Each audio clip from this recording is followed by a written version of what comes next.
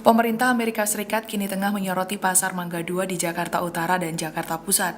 Amerika Serikat menyoroti kawasan tersebut mengenai penjualan barang palsu dan minimnya penindakan hukum. Pihak Amerika Serikat menyebut pasar Mangga 2 yang menjadi sarang barang bajakan atau palsu menjadikan penghambat hubungan dagang antar kedua negara. Dilansir dari tribunnews.com yang dikutip dari uts.gov, mengatakan pihak Amerika Serikat disebut akan terus mendorong Indonesia untuk menyediakan sistem perlindungan yang efektif terhadap penggunaan komersial yang tidak adil, Minggu 20 April 2025.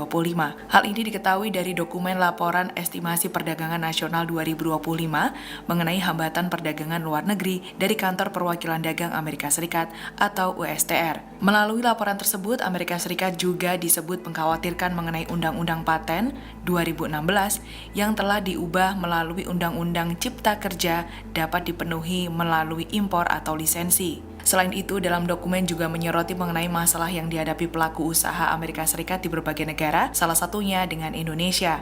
Sebagai informasi, laporan ini disusun oleh Executive of the President USA yang juga dipublikasikan di situs resmi USTR. Diketahui kawasan Pasar Mangga 2 hingga kini masih ramai dikunjungi pembeli, Minggu 20 April 2025. Pasar ini dikenal sebagai pasar yang menjual banyak barang-barang tiruan dengan desain merek ternama luar negeri yang dijual dengan harga murah, jauh di bawah harga aslinya.